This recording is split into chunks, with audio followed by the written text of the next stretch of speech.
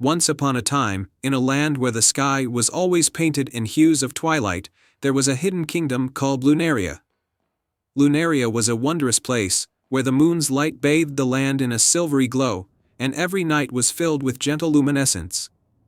The kingdom was ruled by Queen Selene, a wise and kind ruler who was known for her beauty and her deep connection with the moon.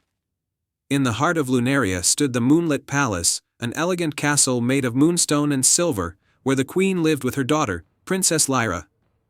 Lyra was a curious and adventurous young girl who loved exploring the enchanted forests and shimmering lakes of Lunaria.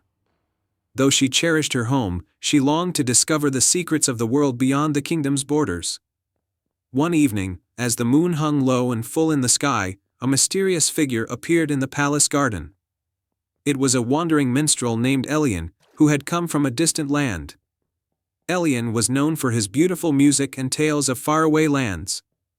He sang a song about a magical flower that bloomed only once every 100 years, known as the Midnight Blossom. According to legend, the Midnight Blossom had the power to grant one true wish to anyone who found it. Princess Lyra was enchanted by Elian's tale and decided that she wanted to find the Midnight Blossom and make a wish for the people of Lunaria to have everlasting happiness. With her mother's blessing, she set off on a journey with Elian, who agreed to be her guide. The journey took them through the Silver Forest, a dense woodland filled with towering trees whose leaves sparkled like stars. The forest was known for its enchantments and illusions. As they ventured deeper, the path seemed to twist and turn, and strange creatures of light and shadow danced around them. Their first challenge was a labyrinth of mirrors. Each mirror showed a different reflection, making it difficult to find the true path. Elian, with his musical skills, played a melody that calmed the reflections, allowing them to find their way through the labyrinth. The enchanted lake beyond the forest lay the enchanted lake, a vast body of shimmering water. To cross the lake, they needed to use the moonlit boats that only appeared at night. As they waited for the boats, they encountered a kindly water nymph named Maris, who was guarding the lake. Maris explained that they could only cross if they solved a riddle. I am not alive, but I grow. I don't have lungs, but I need air. I don't have a mouth, but water kills me. What am I?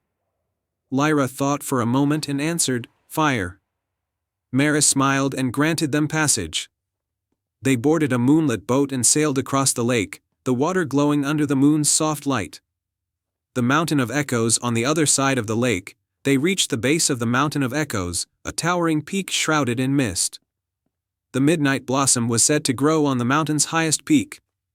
The climb was steep and treacherous, and the air was thin and cold. As they climbed, they were confronted by a fierce storm of winds and ice.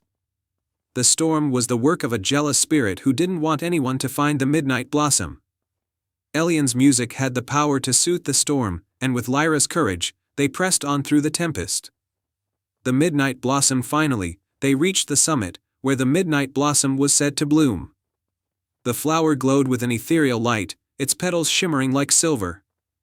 However, the flower was guarded by a wise old dragon named Draconis. Draconis tested Lyra's heart with a series of questions about her intentions. He wanted to ensure that her wish was selfless and pure. Lyra spoke from the heart, expressing her desire to bring happiness to her people and to share the joy she had found on her journey.